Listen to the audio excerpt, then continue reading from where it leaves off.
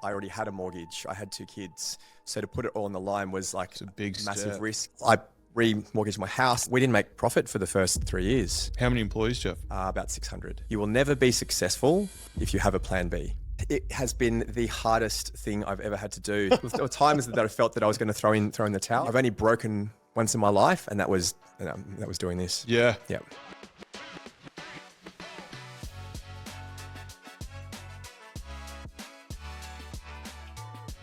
Hey team, welcome to Make Restaurants Profitable. And today I'm here and I'm so excited because you need to buckle up. You need to buckle up. You got to strap in because this has been a solid session of absolute value. If you're driving, probably stop, get out your phone, take some notes. We've got Justin Newton here from Housemade Hospitality. And just so you know, this guy and his partners have opened 16 businesses in the last 4.5 years. And the first one they did in the middle of COVID, and they're absolutely crushing it. 600 employees. And today you're going to hear how they did it and the secret behind it. Justin, thanks for joining us. Thanks for having me. Cool. Justin, who are you? Where are you from? So my name is Justin Newton. I have a business called Housemade Hospitality, and we've been around for about 4.5 years. I also have a very young family, wife and 2 kids, 8 and 5. I'm 45 years old, and I've been doing this for my entire life, and I absolutely fucking love it. So the reason why we started Housemade was myself and my 4 partners who were like hospo veterans. Yes. And my story is I got into hospitality just by, sheer coincidence. I was doing a part-time role at university. Yes. Dropped out of the law and the commerce degree that I was in. Yeah. But I loved the bar thing. Yes. And you traveled. The most important thing about it wasn't necessarily the drinks. It was more facilitating these experiences that enabled people to connect. And my my journey personally was I went overseas for a while and realized that this hospitality thing is the same all around the world, whereas that commerce law degree might not have been applicable in different countries. So me and my partners had a real passion for the industry. But after that very first season of MasterChef in Australia, which, the Australian version of that franchise is still classified as one of the most popular around the world. Mm-hmm. But that changed particularly in Sydney, the landscape. Yes. And 3 things happened for us, which is what inspired us to start Housemade Hospitality. So firstly, it attracted a lot of people into the industry who perhaps didn't have the same passion that we did, because they saw a bit of drama and all of a sudden this beautiful plate of food. And then you get this book deal and TV series. They didn't see the years and years of training and, slicing your fingers and cutting onions and being shouted at, and the fire and the pressure of people commenting on your food the whole time. So a lot of people came into the industry with this idealized impression that it was easy. And didn't have the passion. They wanted the outcome as opposed to the process. The second thing that happened is it made everybody a food critic pretty much overnight. So the amount of reviews was a professional through the roof, just commenting on the balance and like the presentation and how many plate touches. So overnight we were increased in our reviews. And thirdly, it did attract a lot of investment in the industry, but for the wrong reasons. These big, capital partners and private equity that thought that they could make a quick buck off something that was in the cultural zeitgeist at that time. Again, not understanding, the work that was involved, the pressure, the losses, the small margins, the upwards and downwards fluctuation of the market, the sensitivity to environmental factors. They didn't see all that. They just saw, this is pretty cool. Let's see if we can invest in it, strip the costs out, try to inflate the top line and sell it off for cash, which we know does not work. And then for a period there was a whole bunch of good restaurant groups and restaurateurs on the front cover of our papers being accused of not paying suppliers, not paying superannuation to their staff, and, reducing portion sizes and ripping off guests. So those 3 reasons are kind of why we started Housemade, not to kind of change the world. We just wanted to make sure that there was a company out there that really had like passion for the industry and the craft at its absolute heart. So, that's really inspiring stuff. look, it's you got to start with like lofty goals, and we understood, particularly when we started, it was between the two. Well, the plan to start was before the first lockdown. When we actually opened our first venue was between the two lockdowns. We thought we were really smart and beat the first one. Okay. But then we had to close for 4 months with the second one. But that's neither here nor there. Hang on. I just want to frame this up. So first venue in Was between lockdown. Grana, which was on Young Street in just near Circular Quay in Sydney. Okay, now fast forward now 2025, so 4 or 5 years. 4.5 years. How many up to in 4.5 years? 16. 16 venues in 4.5 years. Yeah, and it's not something that I would recommend to anybody. We've got to sell this. All right, buckle up, because it's going to be a solid hour on how to open 16 venues, 4.5 years. But before we do that, I want to rewind back to the conversation we just had about the first point was MasterChef created change in the industry where a whole heap of people who loved to cook or thought they knew something about hospitality got into it. Yeah. And there's one thing that we've really noticed, and there's one thing that we're starting to really double down on, is that accountants have to be trained. They've got 3 or 4 years. Lawyers have to be trained. They've got however many years. Yep. You know, and then you look at doctors, they get trained and then they still have to study for however long. Continuously. Nurses, the same thing. You look at all, and even to the point where the building industry now, they all have to go and study business courses before they get their license. Yep. But it's so easy to go and find an empty building where you've got a developer who wants a restaurant cafe, get a little bit of, you know, quick finance, put a kitchen in there, and all of a sudden I'm a restaurant owner. And we might be trained as a chef, like we might have gone and done the apprenticeship and done what we had to do, and we've been trained at front of house, but no one's getting trained on the business side of things. And that's obviously what we do. And I really love the fact that, like, we've seen it, we saw a hole in the market, and we want to start doing the right thing. Because the thing is about hospitality is you can be ethical, you can provide an amazing experience and great food and still be profitable. Yeah. If you do it the right way. Yeah. Okay. So did you always have a vision? So first up, let's talk about 4 partners. Yep. How was it a strategic partnership, or is it just all mates at the pub? You're like, you know what, let's just open 17 venues, 16, 17? 16. I'm thinking it's 16 and a half for some reason. We're just going to open 16 venues together. How did it come about? Well, it was all quite planned, despite me just saying don't do it. But the partnership initially, so we purposefully tried to bring in 5 different partners with 5 different skill sets. So we have a commercial partner, which is responsible for finance, the ones and zeros, budgets, bank loans, etc. Leasing? No, we have a creative partner who helps develop concepts, but also deals with the builds and leasing and liquor licenses and DA and construction and FF&E and designers, etc. We have our beverage partner, so everything from coffee through to wine and cocktails. We have our food partner, who's a chef, and I'm like general operations, front of house, and I kind of bring the other 4 partners together and make it happen in the venue. So 5 completely different skill sets, and that was intentional, but each of us know enough about the others that we can, give insightful observations into things and give comments. So man, that's amazing. Yeah. So it was really strategic. How did you all know each other previously? Like, have you worked to each other or how did you know each other? Yeah, Scott and myself were the first 2 to come together. Yeah. Scott is the creative and kind of build partner. The concept. Yeah. Concepts, the experience. And he'd had a bit of experience building his own business before in New Zealand. Okay. So he moved back to Sydney from where he's from, and we kind of knew each other through some mutual friends, and we kind of got together and had very similar views and values on hospitality. Yep. And then we found the 3 other partners based on our local network, because you need to know who you're getting into business with. Yeah.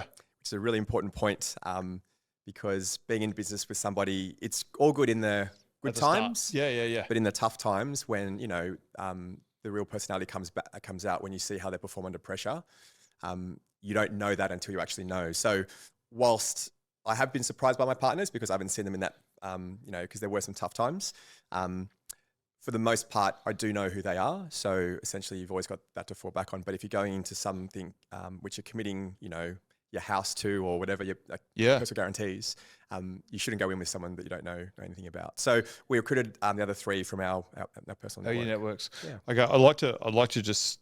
I really got excited then because the first partner you listed was the finance partner.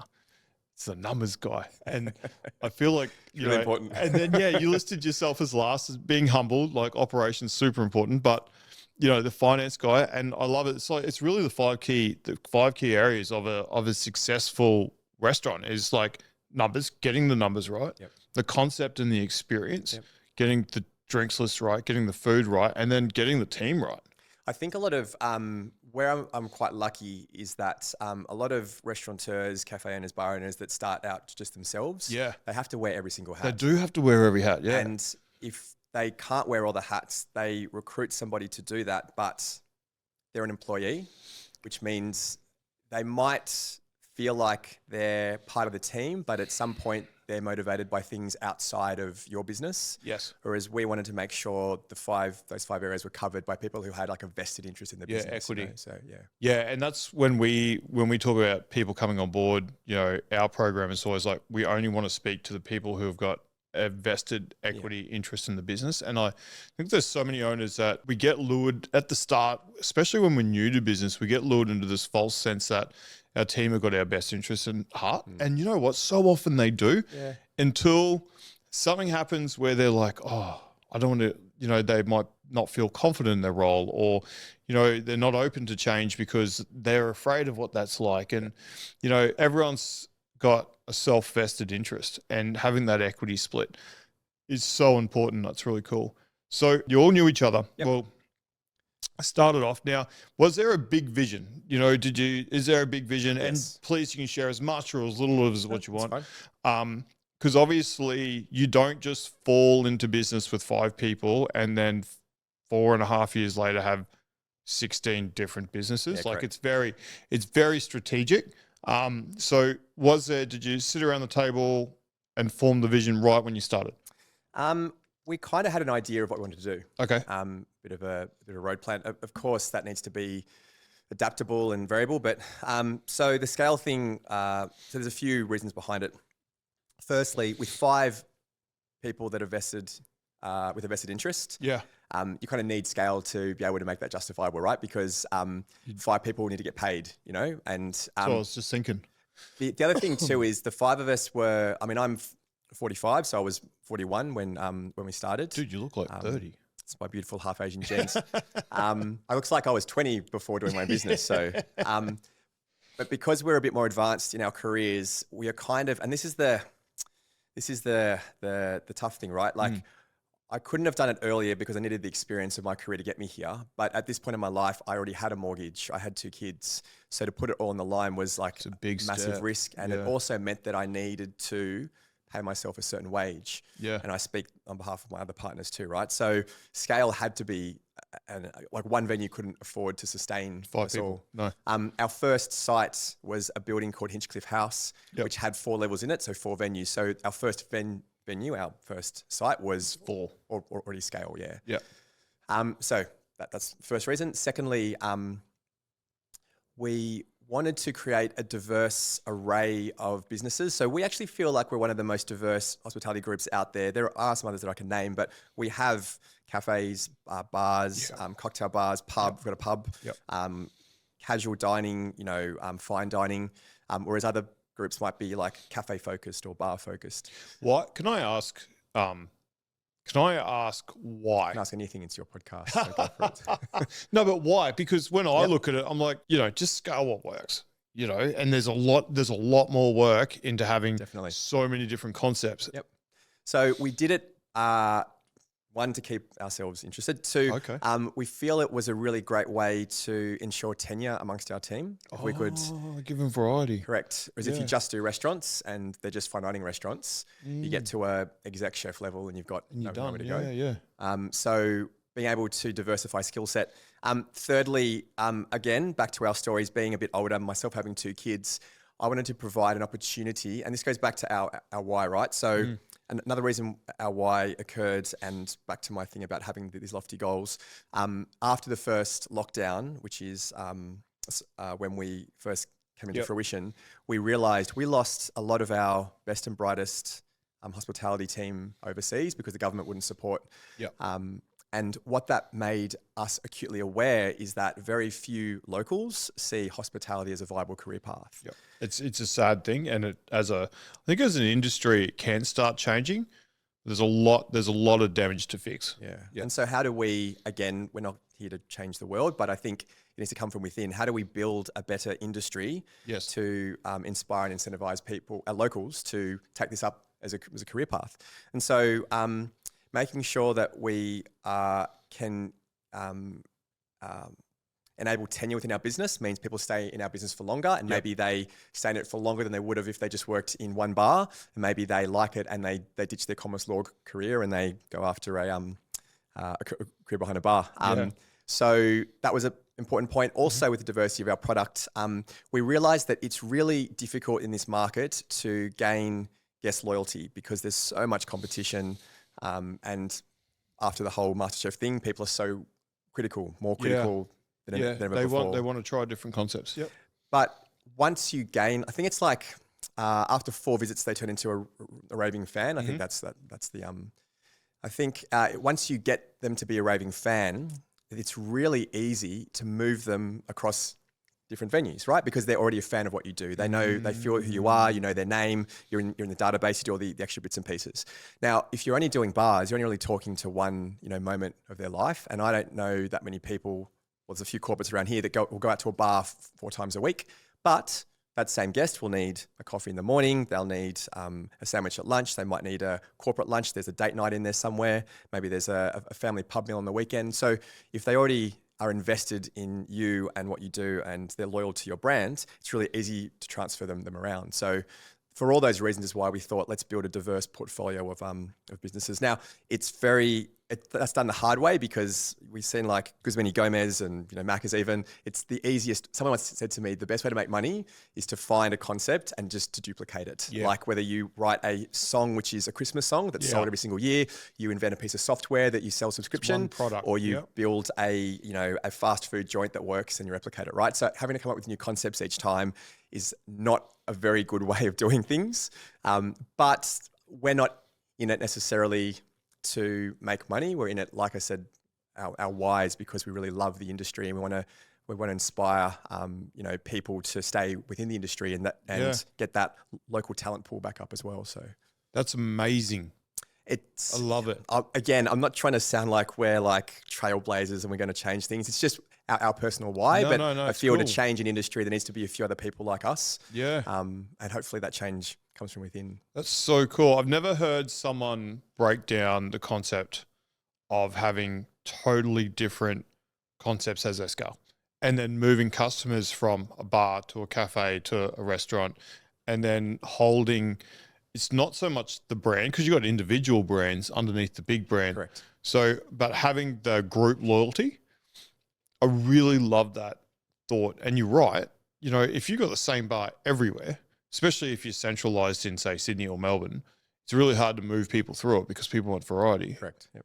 And they have expectations. All right. I absolutely love that. So you also asked back around, was it strategic, the partnership, and also, that's where I was going the scaling. So scaling was strategic for all those reasons. So to get paid.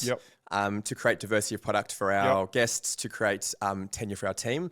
The last thing is that we have a 4-pillar goal set. Okay.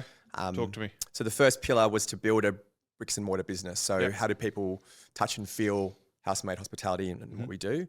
The second pillar was to go into production. So to produce our own goods and sell it back to ourselves. You can't do that unless you have scale. So if we have a bakery, we get wine made for us, we have our own beverage production facility, so we're able to maintain quality, reduce cost of goods. So you've centralized your production, but you can't do that unless you have scale. So there's a number there, which I think when we got to about maybe 6 or 7 venues, it became feasible to take on another lease, to put on some extra chefs or bartenders and to produce in-house, or it became viable to go to a winery and get a wine made for us and buy all of that juice, or it became viable to set up a bakery and understand that we're going to sell all the bread and pastries You know, it'd be great if we could sell that, you know, retail, but let's start off with our own backyard first. It's interesting you say that because I caught up with Steve Sid last week and he was on the podcast a little while ago, and he's centralized most of his productions. But it's a question we get asked when people get to 3 or 4 businesses. They're like, "Oh, I want to do a production kitchen." It's like, man, you need to be doing like probably $10 million worth of revenue just to justify all the extra expenses, the extra rent, the extra team. Yep. And him and I did a bit more of a segment on it. Is that fair? Like you had to get the scale before you went to production? Yeah, and you started off with one thing, not a lot. Yeah, correct. Yeah. And you got to do the math, right? There's the lease, there's the equipment, there's the labor. There are savings. So, for example, if all of your deliveries go to a single site as opposed to 10 different venues, there's savings in terms of freight. There's savings in terms of invoice processing. Yeah. Also, it means that the chefs in your kitchen are not worried about prep. They just come in and they can cook the final product, which kind of ties into that MasterChef effect. If you do have people that want to come in and just go, oh, there you go, there's the option to do that. But also, and I missed a point actually, another reason why we have diversity of product is because, and going back to trying to incentivize locals to stay in the industry, again, myself as a working parent, as you get older in this industry, working the nights and the weekends doesn't become viable. But if we have cafes and pubs that close at, you know, midnight, all of a sudden we re-energize those people who are a bit scorned by the industry, they're a bit burnt out, or they've got families. Like giving them other options. Correct. So you can still stay in our company and go from the late night bartender to maybe doing bev production, which is 9 to 5 during the daytime. So you also, through production, you offer chefs that don't want to be in service anymore and do have a family, they can stay in the business and produce. You also maintain consistency across the group, but you have to make sure that whatever's produced is sold in all of the different venues, right? So if you're doing a particular like jus for a particular dish in one particular venue, there's no point producing that off-site. Whereas if we're baking focaccia bread that we use in sandwiches, and as the bread a grana and a version of that lana and whatever, it becomes a bit more viable. So lots of things to consider before you then, and even delivery and transportation. We have a van that the venues will place orders for food and bev that'll go in the van and we do deliveries, but coordinating that and the lease of the van and petrol and there's all those costs involved. Insurance, so and you got to make sure that it's worth your while. Okay. So that's the second thing.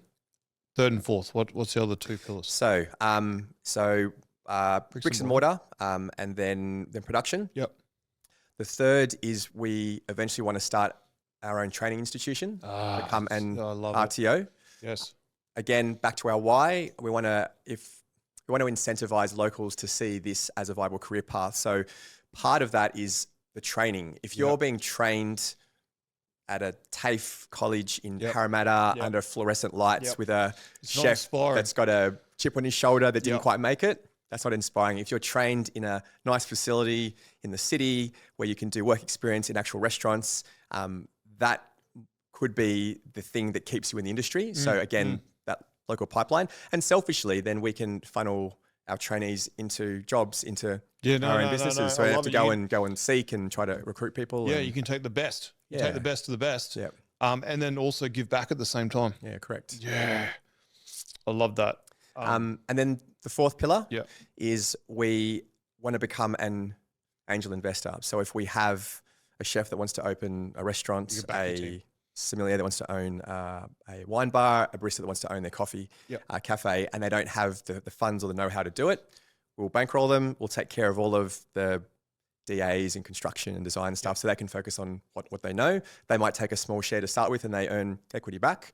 And we get a venue in our portfolio that's run by someone with a vested interest who really wants to be there. Who already knows the culture, already knows the business, already knows the standard, already bought in. And we might take a small profit margin from that, but we've got a business that will know that will work because it's all about people and passion in the end. And then selfishly, again, back to our big, lofty, audacious goal, we're supporting local talent to come back into the industry. So then a guest will go out and this restaurant is run by someone who really wants to be there as opposed to a private equity firm that just wants to make a couple of bucks. So. And with the Angel side, will you leverage off obviously the training and then also the production kitchen as well? You can. Yep. Okay, that's but great. In order to do pillars 2, 3, and 4, people have to know who we are first Yeah, before yeah, they'll. If we sell our Griner pasta in Woolies, they need to know what Griner is. If we start an RTO and they train with Housemade, they need to know what that is. If they're going to be backed by us, they need to know what Housemade is. So the most important part to start off the 4 pillars is build a bricks and mortar business that has, quality and has success, and you can, like, the proof's in the pudding, and someone can come in and touch and feel what you actually do. Okay. And again, we need scale and we need diversity for that. Okay. Can you list off all 16 businesses just so it's there? People can go, oh yeah, no, I've been there, or I want to go there. Yep. And then I want to talk about next steps, because obviously you've had a few months off now of opening businesses. About 9 months, yep. You've had 9 months off, and bet you that's the calmest 9 months you've had in the last 4.5 years. I'm accustomed to working at this fever pitch, and the last 9 months have been like a bit. I kind of need something to go wrong to make me feel like I'm doing my job properly. So, you haven't found yourself subconsciously breaking stuff just to keep yourself busy? Maybe I have. Just lighting a few fires in some kitchens. So, okay. So what have we got? Okay, so we've got Grana, Apollonia, Lana, Grana Privato, Bar Mamoni, Martinez, This Way Canteen, Tilda, Bar Tilda, Delta Roo, Wentworth Bar, Promenade, Atheus, Island Radio, Baptist Street Rec Club, and the Carrington. Oh. Yep. How many employees, Jeff? About 600. Okay. Tell me, what do you think is the key? Because you see people with smaller businesses, they'll have 16 employees and they're struggling to keep them in line, or getting them to do what they want them to do, or believe in the vision. You must have a core foundation on how you deal with a team of 600 people, because 600 is a lot, man. It's a lot. I spend a lot of time doing HR. Look, so I have this equation around. So I can't remember which is left and right brain, operational and creative, but I sit in the middle. So so you're special. So I love being creative, but I'm also very operational. So I'm really into like culture is a first and foremost and a massive passion of mine. But I've actually put an equation to culture. So for me, culture equals values plus process. So the first bit, our culture is the way we do things. It's a group of different people coming together. But at the end of the day, I have to acknowledge it's a job, it's a business. And as we said before, no one's got a vested interest in this. So yes, they're loyal, but when the chips are down, who knows what happens. Yeah. So I can never expect someone to change their value set for my business. Your values are based on your parents and your priest and your sports coach and your teachers and your experience, right? So I'm never going to change that just by a job. So we need to hire people initially that align with our values, or we're never going to find cultural alignment. So that is really important. Now, the process bit is you can embed values through process. Now, if you don't have anything to do with process and you just focus on values, then, we may as well just join hands and sing Kumbaya around a campfire, but nothing actually gets done. Well, it does get done, but it doesn't get done consistently. And so process, I'll give the example of how that can embed culture. So if one of your cultural things is around, doing things the right way, attention to detail, you embed that by implementing a checklist to close the bar. And you reinforce that by having one of the closing managers check the checklist. And you reinforce that by having a photo of the checklist posted onto the chat. And so that will embed a process, which then becomes a way of doing things, which is then culture. So if you can have a value set and process, and then we extend that through to your question about our employees, we assess them based on value fit and how they do their job. So the process is their focus board, their job description, the things you can tick off and say they've done. The values is how they do that job, how they behave, the way they communicate. And so we have 5 behaviors that we value, and we have a questionnaire which is a process, right? Which tends to ask questions in the hope that we can draw out whether someone is aligned to our values. And that is the core of how you keep 600 employees for the most part right from the online. start. And we are not 100% perfect. No, none of us. I can name numerous instances where things have, like, a person has not been value aligned. And look, that is neither. I'm not saying I have the right values and they have the wrong values. We just have different values, and we're not got to be a fit. Go work for the person down the road. Yeah, correct. Okay. Are you okay if I ask you a little bit about the hiring process, the hiring onboarding? Because I had a conversation with one of my peers last month in the US, and they've got an 8-stage hiring process, and the back end of it is by their team, and it's a culture fit, where they actually get other team members to do the interview and measure for the culture, because they're like, skills one thing, but that culture and values is everything. And if we can get the culture and values to fit, the skill set we can put down to process, and then we can put down to training. So what's the hiring? Obviously, I would imagine, you've got a funnel or something where people funnel into, and you'd have a long list of resumes in your database where you can go through and pick them. And I would imagine having 600 employees, you've probably got 3 people on your HR department? 2.5, yeah. 2.5. So what's their process, and just top level? Yeah.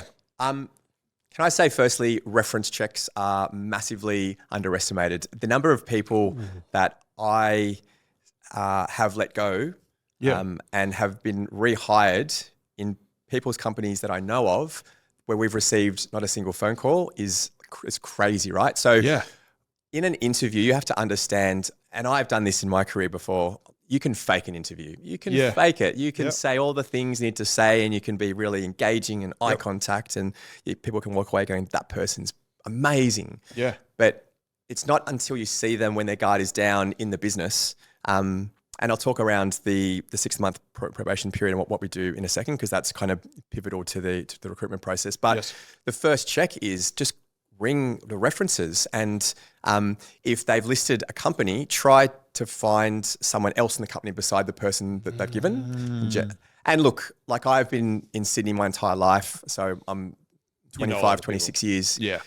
So I know a few people, but LinkedIn's a powerful tool, and most people will more than happily take a phone call. So reference checks, trying to get a gauge as to how someone is outside of the interview, I think is really important. Yep. To your point too, definitely, we have at least a 2 or 3 step interview process. The first will be, the last will be actually with members of the team that might report to. Yep. I completely agree with that. We'll then do a trial, and that sees them in service and sees their level of initiative, their positivity, how they engage with other team members, how they perform under stress. The risk in today, and we're talking about so much here, the risk in today's climate with a 3 interview process and a trial is the time. Good talent really quickly. Yeah. We are in an environment currently where there are more jobs than there are people. And we're already finding it very difficult to get young people that haven't quite found the passion that I have to stick in an industry or even a job, because they know that they can ask for a pay rise, and if you don't get it, they can walk out the door, go to the bar next or the restaurant next door, and get that role. So we are massively overpaying currently for the level of skill set, and people don't value their jobs because there's more jobs than there are people, right? So it's very challenging. So to go through that 3-step process and then a trial might take at least a week. And in that time, if they're interviewing with us, they're interviewing with other 3 or 4 people too. So it's, but even that, right? That's, even though that puts it as a disadvantage, if someone sees it through already, they've shown us that there's a level of interest or commitment. Yeah. But it does mean that we say in theory, don't hire out of desperation. Yes. So there might be times, because that process takes so long, and might lose candidates where the team are a bit short. But we have to almost let the team be short and understand that we're going to find the right person, as opposed to throwing someone that's toxic, which will end up causing half the team to leave anyway. So I'll be honest, there's been that saying, hiring, a bad hire is better than, a bad hire is worse than no hire. Correct, yeah. And a bad hire will do more damage. And, I've had people, a bad hire cost you 10 times as much as their wage. I'll be honest, I've made some bad hires in my time. I'm the worst hire is a toxic culture fit that you don't see until after they go. And then you're like, holy shit, what have I just done? And then you look back, and then you almost almost beat yourself up because of all the amazing people you've lost along the way and we've all been there. Yep. So I absolutely respect that. It's actually doing your team a favor, letting them being a bit of pain for a little bit. Yeah, yeah. And if you've hired the right way and you've got an open dialogue with them and you communicate, listen, I understand it's tough. You're picking up extra shifts or you're one person down each service, but trust me that we're going to find the right person. And most of our teams have experienced like the wrong person, the wrong cultural fit in the businesses, and they're like, okay, we'll endure a couple more weeks of pain just to make sure that the right person comes through. So I've got a feeling that your culture is it chews up and spits out the people who aren't a fit quite quickly. Yeah, I'm not sure if I can swear on this thing, but you can do whatever you like. There's that no dickhead, no fuckwit policy, which you try to implement during the hiring process. They occasionally slip through, but you're right, they will eventually get forced out because the culture just doesn't fit with them. So the issue though is how long that might take, and also what damage that they'll do on the way out. They'll always end up coming out of the business somewhere organically. Yes, but it's our job as directors, and my head of people does a fantastic job at this, and we wouldn't have been able to build the business without her. But being in touch with the businesses and feeling that and acting on it really quickly. So culture is also defined by the consistent behavior of its leaders. So I don't need to be perfect, but my consistent behavior will set the culture. Similarly, if I allow something to exist for too long, that also sends a message to the rest of the team that it's okay. Justin's seen that and he's not doing anything about it. So either he's fine with that and therefore I'm not, because I'm not suited for this business because I don't like that, or he's saying that acting like that is fine. So I'll act like that as well. And we've seen, not to name names, but there's lots of examples recently in this industry of the leaders behaving in a certain way, and some of the stories are terrible. Setting a really, really bad example to the team. So the other thing too, I guess, we never wanted to get too big, because part of this process of understanding the culture from within, we are all still involved in service. We work in the venues. We wash glasses. Look, I'm not the best at making coffee. Even the numbers guy? Even the numbers guy will do the occasional, but it's important that you don't. If I sit in a meeting once a week with the leadership team, I promise you, even though I'm trying to promote this culture and, I'm very organic and I feel like I'm quite approachable, people talk to me a different way. They feed me the things they want to feed. So you can't really feel what the culture is unless you're in the business. Yeah, and seeing it. And, on the pass, and it's stressful, and you see what a leader is like, or you see how a bit of the service cycle kind of drops away and might be impacting the happiness of the team. So you can't, you need to be in the business. And if we grow too big, also part of our strategy, we will never grow to like 70 venues, because I'll just lose touch with, everyone and everything. So, okay. I've got a question. What's more stressful for you, being on the coffee machine or being on the pass? Coffee machine for sure. I did coach to coach, and we were going out, and which is, owners teaching me how to cook. Cause obviously I'm not a hospo guy, I'm a numbers guy. And when it got to making coffees, it was the most stressful fucking day I had. I finished, and I said to Chris, I said, I got to go have a nap. So much respect for baristas. Oh man, there's so much in it. I'm like, honestly, if you're sitting there going to open a coffee shop and you haven't been on a coffee machine for 6 months, you're smoking crack. Yep. It's wild. And there's a thing at the minute going around the price of coffee in this country and how it's significantly underpriced. And a lot of cafes are closing because the margins are we can't charge anymore, but the cost of the machines and rent and labor and even the coffee beans is going up. I think there's, I think to get a coffee like in the States or in Europe, you're paying at least $7-8 and it's not very good. It's terrible. Anyway, for all you US people there, go learn how to make a proper coffee, and I promise you'll crush it. Yeah. There's huge opportunity for breakfast cafes in the US. But no, the pass, I love the pass. Only because it's quite operational. You have to think about things, and if you're getting backed up about what to prioritize, you engage with the floor and the kitchen. You get to check all the food as it goes out as well. It's great. Yeah. Okay. Oh, we're covering a lot. There's a lot. We're covering a lot, and this is so valuable. So thank you for being here. That's right. You just had something come to your head. Oh no, just trying to backtrack the questions. You talked around our hiring process. Yes. At the very, very top line, and I talked around the 3 interviews and then the trial. Yeah. The hiring process, I will also state, doesn't finish when the person gets the job, right? So I alluded to before, trial, yes. there is the Australian government, Fair Work, has a 6-month probationary period built into full-time contracts. Mm-hmm.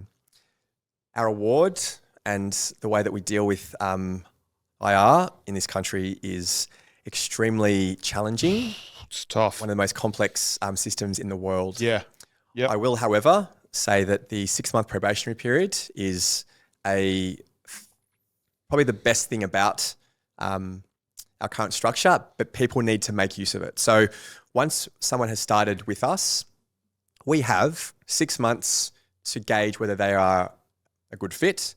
And within that 6-month period, either the employee or the employer can terminate very, very, very loosely in lieu of 1 week's notice. After the 6 months, it requires, if you're going to terminate, you require performance management. It's a very drawn out process. There's a 2 to 4 week notice period. So can't fire people. So don't finish the hire when the person gets the job. So we have 5 monthly check-ins for the first 5 months.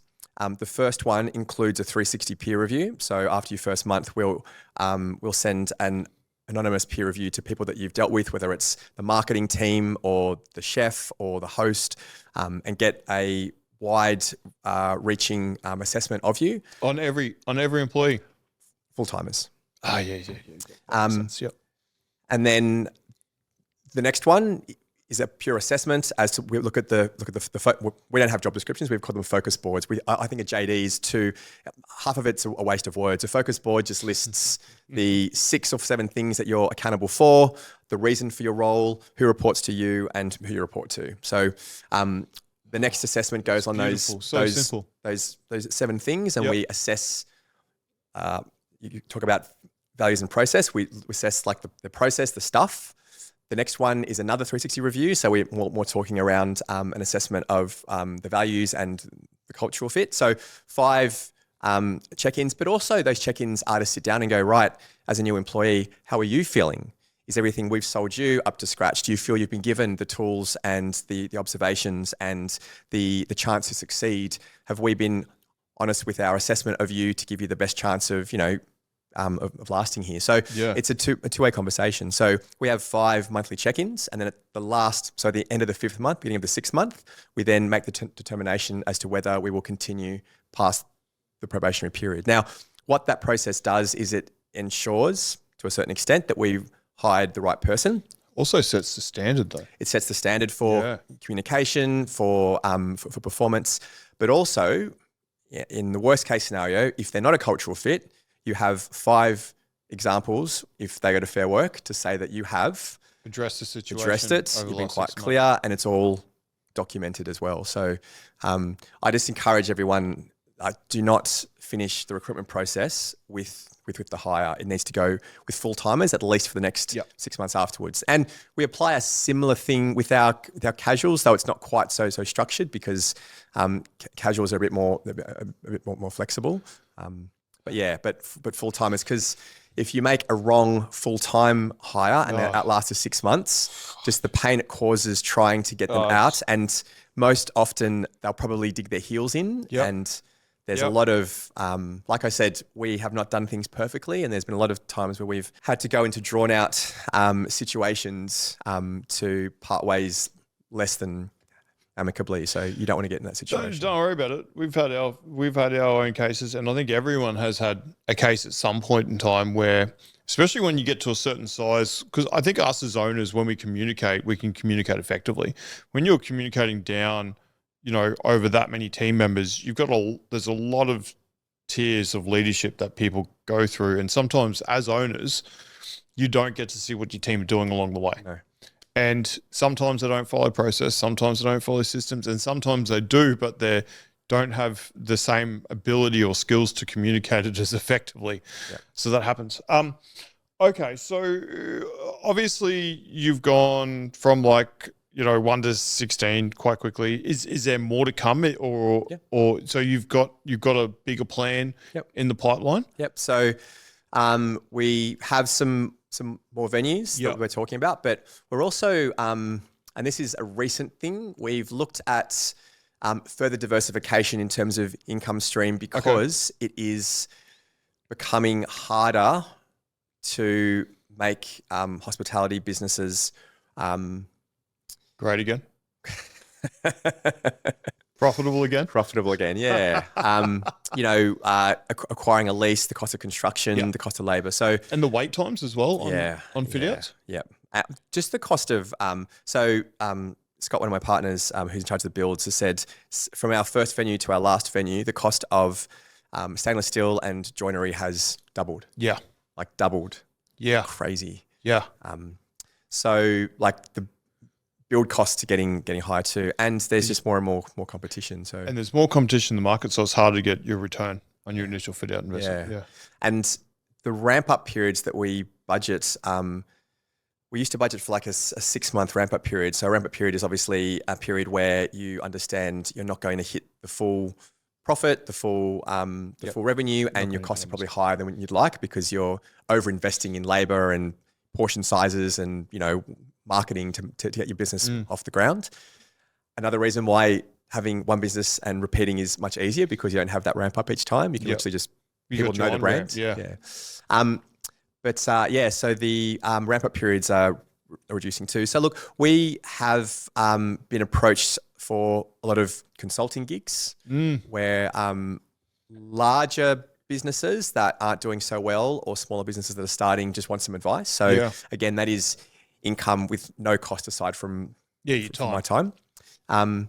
We are also our 4 of our venues recently have existed within a hotel in the Sofitel Sydney Wentworth, and that's an interesting space too because hotel operators in Australia are finally understanding that they're not that good at bars and restaurants. Man. Which is, it's crazy. I took a bit of a sidestep out of retail hospo to work in hotels for about 4 or 5 years because I wanted to solve a question in my mind. Why are some of the best bars and restaurants in the world in hotels? Yeah. Australian hotel bars and restaurants absolutely suck. There's a whole podcast I can do on that. But anyway, there's a... Do you want to come back and do a podcast? Sure. Yeah, great. Yep. It's really fascinating. Actually, it says a lot about our industry and landlords and development. So now we do have larger hotel groups building a hospitality function within their portfolio as like a bit of a hub to then create concepts and ensure operational excellence. That'll take time to develop. So a lot of them are actually in the meantime just like reaching out to people like ourselves and say, hey, we'll forego the clip on the ticket for the F&B to get you guys in. And gone are the days when as an operator, I'm attracted to a pure lease inside a hotel because operating within a hotel requires you to do things you might not do normally. Like stay open for room service till 7 days a week and do breakfast and, and do a buffet breakfast because that's what's on there and you don't make, So there's a requirement that we need to operate within a hotel environment. And for that aspect, I can't take a lease because I'm not in control. But, there are management agreement styles. There's profit share styles where you just go in and operate at a pretty minimal capital risk to yourself. Because it's usually just team concept. Yeah, exactly. Team concept, and then maybe a bit of a marketing arm around it as well. If that, okay, I like that. So there's kind of there's those 2 arms too, and I guess just also, and it's similar to the hotel things, but a lot of developers. So development is the number 1 industry in New South Wales. Yeah. A lot of developers of precincts, apartments, commercial buildings are starting to understand the value of having someone come in and help to master plan the F&B that exists on the ground floor plane, because a lot of people, particularly corporates, one of the influencing factors before they take a lease on 12 floors of office space is what's in there, what's downstairs. Yeah. And a lot of these developers have sublet these spaces out to mum and pop operators that it's not consistent with the building, right? But also before that, making sure that the space itself is master planned to attract a decent operator. So where's the grease trap? Is there enough extraction? Is HVAC included? What's does it face north or south? Like all those small little things which might. No, but they're huge. Oh, yeah. They're so huge, especially if you're trying to get in. There might be someone who's already got a good restaurant who wants to do that. But when you start adding all those things on that you got to add on top, with the fit out cost now, it's all it's not achievable for so many. So if a developer can come and get us in, and it's kind of consulting, but get us in beforehand and help to master plan their development, it increases the chance of them securing a great tenant, or that might even be us.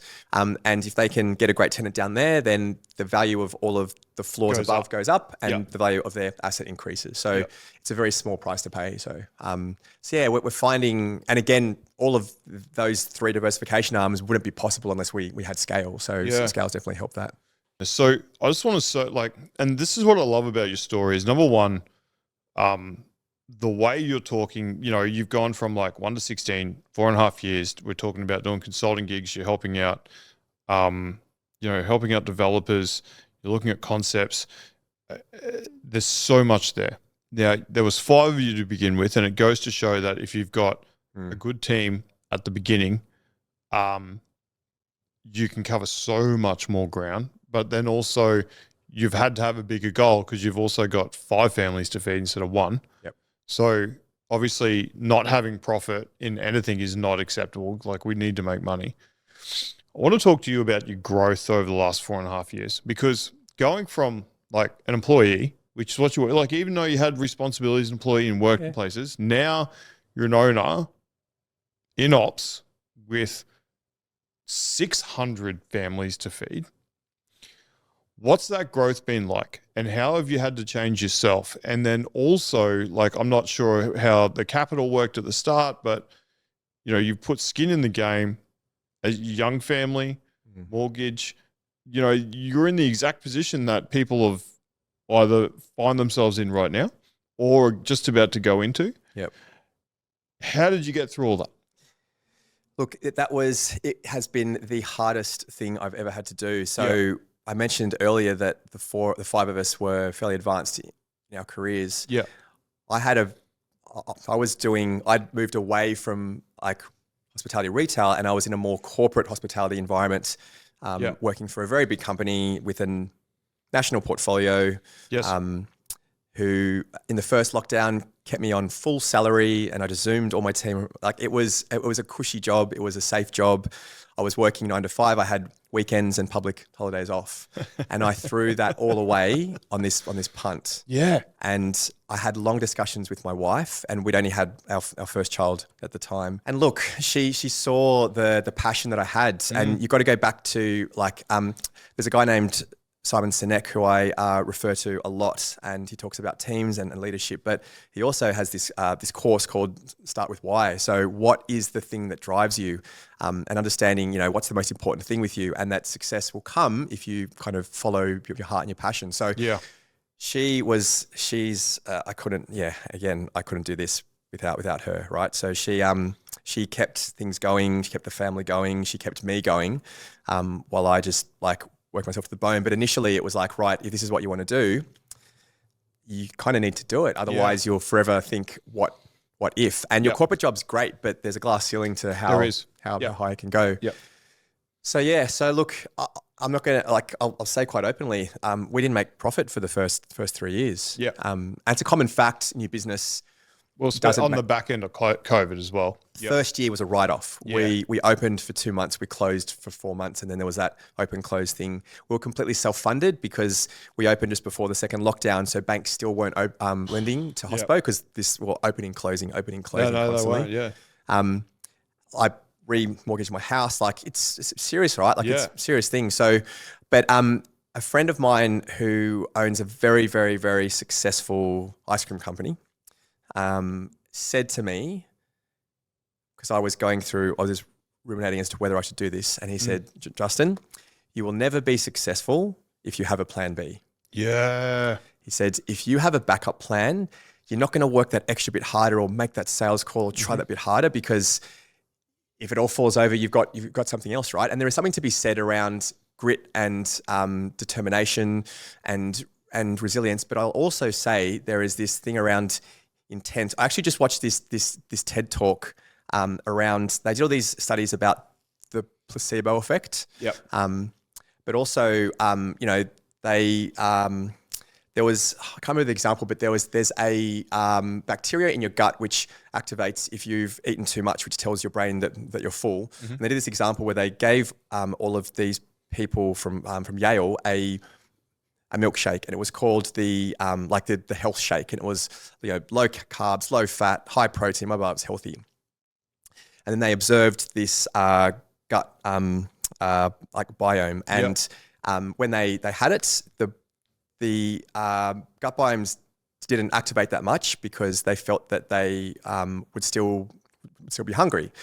30 days later, they gave the same group of people this indulgent shake, and it was like full of cream and chocolate and fat and stuff. And they all drank that, and they saw the gut biomes increase because all this stuff makes you full, so therefore don't eat anymore. The trick is the milkshakes were exactly the same. So different. There is a thing around intent and around will, and there's a thing around mindset is what she refers to. That no, look, mindset doesn't get you everywhere. There's that quote that like luck is when preparation meets opportunity, right? Like you still have to put in the work. You still have to put yourself into the situation. So mindset alone won't get you there, but definitely having a fixed mindset and having positivity and determination and grit will help you get through all those challenges. And eventually, if you don't have a plan B and you love what you're doing and you're passionate and you've got great people around you and you've got that determination and you've got this support at home, there's a lot of factors that got to play into it, right? But success will come. You also have to acknowledge you're not going to make money in the first 2-3. Like it's a documented case where most small businesses fail in the first 2 or 3 years, right? Mm-hmm. You've got to get through. You have to, because I talk about the ramp up period of new venues. There's a ramp up period for new business. Every venue that you open should take you between 18 months to 24, 36 months to pay off, right? That's kind of what we work at. And if it's longer than that, you shouldn't be opening it. Correct. So do the sums in the forecast, right? So if you think about us, we've opened 16 venues in 4.5 years. I'm not going to there's not much profit there, right? So it was always going to be a journey, but I think being realistic about the process, but also falling back on, is this what you want to do? Is there passion behind it? We want to be an angel investor to help people that are passionate, that have that intent, that have that want, that have that drive, that have that mindset. We want to help them get into the industry because that'll make the entire industry better. But in terms of how hard it was, I'm a pretty hard worker. I'm a pretty resilient guy. I'm one of these people that can work 1,000 hours and it's nothing to me. I've always treated jobs as if it was my own. I'm not working any harder now than I did working for somebody else. I've only broken once in my life, and that was doing this. Yeah. In the first 6 months. I would imagine. Yep. Yeah. You picked a fucking silly time to open. Yeah. Let's be honest. All that risk and all that. Five people would have like better decision making around it. Yeah, but look, there were times when I felt. There were times that I felt that I was going to throw in the towel, but you just got to fucking just keep going. All right. If you're still listening right now, you're going to get, this is absolute gold, because what Justin's just brought up is something that is not spoken about in this industry. And it's about vision. It's about mindset, and it's about your why. And what happens is so often people come in with this vision, this mindset, this positivity, this why. And then what happens is they get beaten down through the industry, which is through financial struggles, and then through the wrong hire. And then you've all of a sudden got staff who are telling you you're doing something wrong. And then you're putting all your blood, sweat and tears into this product and into this business. And then you get your 1-star review and you're like, fuck man, I'm doing my best. Yeah. Don't hurt me like this. Just tell me, So then all these things happen. And then what happens is in this industry more than any other is that we see owners get into this negative loop because they're dealing with, because they're their owner, they've got to deal with the fires all the time. They've got to deal with fixing the problems all the time. And then what happens is when you're fixing problems all the time, you train your brain that your brain starts finding problems all the time. Off to the vision, to that mindset that you could possibly share that would help someone who doesn't have 5 or 4 other business partners to keep them aligned. Because I would imagine 4 other business partners, someone's having a bad day, the other 4 can lift them up. Yep. Look, personally, like I train. Like I think it's important to, as a business owner, you're never not at work. You're always kind of mentally there. So the hour and a half that I spend at the gym 5 days a week is not only making me feel better, stronger, more positive, but it's an hour and a half when I'm thinking about that next rep as opposed to, what's going pair on off next week. My phone's away. So that's really important. I also think it's really important to don't bring your work home with you. Work's always going to be there. Yeah, you need to protect your space, also protect your family as well. They don't need to feel the HR issues that that you're experiencing, but also you probably need a break from that as well, right? Yeah. So setting boundaries and discipline for yourself is really important. Is that possible in the first 6 months to 12 months? Probably not. I'm going to be realistic. But once you get to a point where you've started to delegate, where you've got a good team, where you're empowering them, make sure you take the opportunity to kind of to step back. Yeah, for sure. Yeah. But like when I'm feeling down, this is going to sound really cheesy, but like I spend a lot more time behind my computer these days than in service. But like if I'm feeling down, I would jump back in service. Because it reminds you of what you love. That's my why. And I'm in there and I'm running plates and I'm feeling the buzz of the restaurant. I'm hearing people laughing and I'm like this is it. This is why I'm doing it, right? So that tends to ground me and brings me back if I'm ever, going astray. That's so cool. So, because everyone we talk to who's, built quite big businesses, everyone's like, first thing I do in the morning is work out. Everyone, first thing in the morning is we work out. And I think that looking after yourself, and this is the other thing that is, and that's been a shift recently. Yeah. When I was coming up through bars and restaurants, it was the thing to not look after yourself, that's right? So let's do a close and then have drinks and then party, and then come to work next day, and come to work next day. And you know what? I'll even do it open if I have to. And it was like a badge, right? Been there, yeah. So, but this is where the industry's going right now. Is like, as an owner, you have to look after yourself first. You're the one captaining the ship. And if the captain's down in the bilge, like scooping water out and not looking where the ship's going, what's going to happen? The ship is going to crash. Yep. So you got to look after yourself. If you're there right now in your business and you're like, well, it's all good for you to say, just delegate better and, spend some time at home with your kids, but like you've got 16 businesses and 5 business partners and, you can go to the gym for an hour and a half. If you're there right now and you're thinking that in your head, what we're going to do is we're going to link a training called the delegation equation, and it's going to step by step help you break down how to delegate effectively to your team. We'll link that below so you can get that access to there. Because I think that's the other thing that happens. We get stuck. Owners get stuck in there. I have to do it because when we give it to someone else, if we don't delegate properly, we end up looping back around and we can't get space. That 100%, if you don't delegate properly, you're doing everything. So your team aren't empowered. So they'll never be able to do it without you, and you kind of dig yourself into a hole. I think it's also important too, like for those people that are thinking, I've got 5 partners and blah, blah, blah. Like I said, at the start, I was the GM, I was operations manager, I was payroll officer. I was doing literally, shit you not, 120 hours a week. Yeah. And if you do the sums, that's not much time for sleep. Like it was hectic. You're redlining. Redlining, and at that point is when I broke. So I've got myself to this stage, but it was never like that at the start. To your point before, at the very start of this, when you say lots of people in this industry don't have training, they just they've got money and they want to open a bar and they go, let's build some shelves and stock it with booze and done. All the stuff that we've talking about that needs to fall into line. So having great partners and having, like values and, having a concept and like all that, that's the training that people need to go into this business. The business does not make lots of money. Like I have lots of friends that didn't follow my path and went down the finance or development route or something. And they have a much easier life and earn a lot more money than me. So, but I At do the- it at the because I moment. love it. At the moment, at the moment. yeah, or previously because they didn't have to shut their businesses during COVID.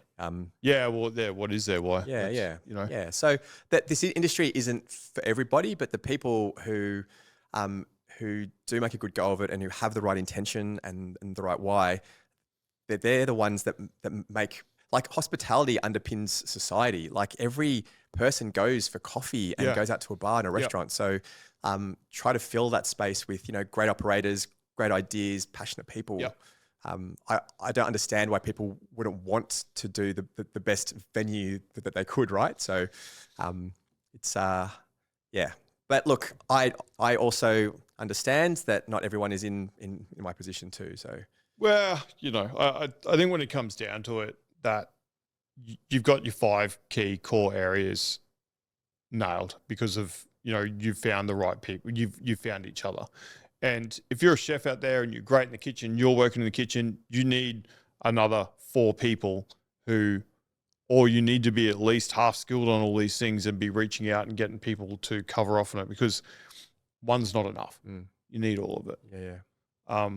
And essentially, we describe ourselves as a people business that just happens to facilitate through the conduit of hospitality. Like, we are nothing without people. It's about the relationships that we have with developers and, you know, and our reputation. It's the way that our team perceives us. It's the way that our guests are loyal to us. It's all about people and personal connection. And fortunately, most people that end up in hospitality at a late stage in their career tend to be really good with people, right? Yeah. Or if not, they can kind of, we describe it as a bit of theater. Like, you turn it on, service starts, hey, how you doing? Like, all your problems go away. But surrounding yourself with great people and having people skills is actually the most important thing about hospitality, not making a coffee or how well you cook a steak. I know. We've just sat here for an hour, almost an hour, and we've spoken a bit about food, obviously a production kitchen, but most of the conversation's been driven by people, 100%. how we set them up, how we lead them, the experience, what's happening inside the venue, the concept, the location. It's all about the way people feel and the way we're showing up as leaders. Yeah. Justin, that's brilliant. Thank you so much for being here. No worries. Thanks for having me.